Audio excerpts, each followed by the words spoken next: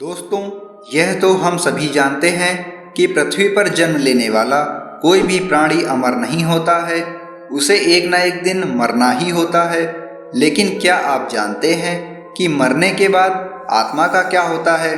मृत्यु के बाद आत्मा अपने घर वापस आती है या नहीं आती है, और आती है तो वह कितने दिनों तक अपने परिजनों के साथ समय व्यतीत करती है? तो आइए जानते हैं इन सभी सवालों के जवाब। गरुड़ पुराण में विस्तार से बताया गया है कि जब किसी की मृत्यु हो जाती है तो यमराज के यमदूत आत्मा को यमलोक ले जाते हैं, जहां उस आत्मा द्वारा किए गए पाप और पुण्य का हिसाब किया जाता है। और फिर यमराज के कहने पर यमदूत उस आत्मा को उसके घर छोड़ जाते हैं। उसके बाद वह आत्मा अपने परिवार के सदस्यों के आसपास भटकती रहती है और वह आत्मा अपने परिजनों से बात करने की कोशिश करती है, लेकिन उसकी आवाज़ कोई नहीं सुन पाता है और बेचैन आत्मा के जोर जोर से चिल्लाने पर भी उसका कोई असर नहीं होता है। फिर वह आत्मा अपने शरीर में प्रवेश करने की कोशिश करती है, लेकिन यमदूत उसे ऐसा करने नहीं देते हैं। इसके अलावा गरुड़ पुराण में यह भी बताया गया है कि किसी की मृत्यु हो जाने के पश्चात जब उसके परिजन रोते बिलखते हैं तो यह देखकर वह आत्मा भी रोने लगती है और वह आत्मा मजबूर होकर अपने द्वारा किए गए कर्मों को याद करके दुखी हो जाती है।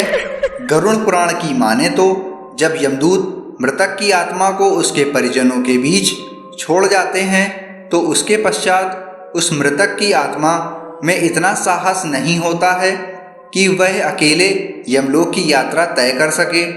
गरुड़ पुराण के अनुसार किसी भी मनुष्य की मृत्यु के बाद जो 10 दिनों तक पिंडदान किया जाता है, उससे उस मृत आत्मा के विभिन्न अंगों की रचना होती है और अंत के 11वें और 12वें दिन जो पिंडदान किया जाता है, उससे उस मृतक आत्मा की शरीर रूपी मांस और त्वचा का निर्माण होता है।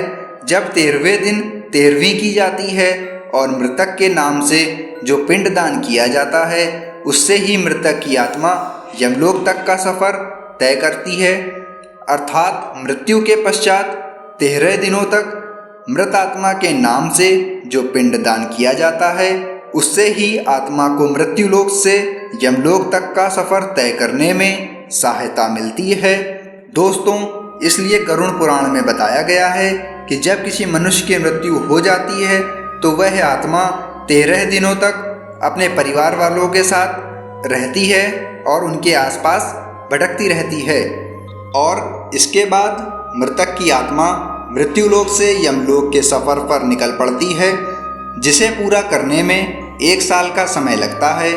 मान्यताओं के अनुसार 13 दिनों तक किया गया पिंडदान इस 1 वर्ष के भोजन के समान होता है। अब सवाल यह आता है कि जिन मृत आत्माओं का पिंडदान नहीं किया गया हो तो क्या होगा? दोस्तों, आइए इसके बारे में भी जानते हैं। गरुड़ पुराण में इसका भी वर्णन विस्तार से किया गया है, जिसके अनुसार जिस मृतक आत्मा के नाम से पिंडदान नहीं किया जाता है तो 13वीं के दिन यमदूत उस आत्मा को जबरदस्ती यमलोक ले जाते हैं। साथ ही साथ यात्रा के दौरान उस आत्मा को काफ़ी कष्ट मिलता है। इसलिए हिंदू मान्यताओं के अनुसार 13 दिनों तक पिंडदान किया जाना बेहद आवश्यक है। गरुड़ पुराण में यह भी बताया गया है कि 13वीं के दिन मृतक के निमित्त परिजनों के द्वारा किया जाने वाला भोज कर्ज लेकर किया जाए तो मृत आत्मा को शांति नहीं मिलती है।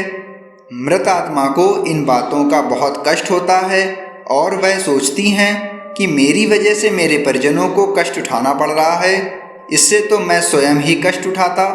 गरुड़ पुराण में यह भी बताया गया है कि जो व्यक्ति मृतक के परिजनों को कर्ज देकर भोज करने में मजबूर करता है, ऐसे इंसान को यमराज कभी भी क्षमा नहीं करते हैं और उसकी मृत्यु के बाद उसे कई तरह के कष्ट मिलते हैं। अंत में उस आत्मा को मृत्युलोक में भेज दिया जाता है। साथ ही गरुड़ पुराण में यह भी बताया गया है कि जो व्यक्ति जीवित रहते पुण्य कर्म करता है, उसे यमदूत मृत्यु के 13 दिनों बाद अपने साथ यमलोक ले जाते हैं और ऐसी आत्मा को मृत्युलोक से यमलोक तक जाने वाले मार्ग में किसी भी प्रकार का कोई कष्ट नहीं भोगना पड़ता है। और जो मनुष्य अपने जीवन काल में बुरे कर्म करता है, लोगों को सताता है, तो उसे यमदूत पूरे रास्ते कई तरह के कष्ट देते हैं, जिससे वह आत्मा बहुत भयभीत हो जाती है और यमदूतों से बार बार क्षमा मांगती है, लेकिन यमदूत उसे क्षमा नहीं करते हैं।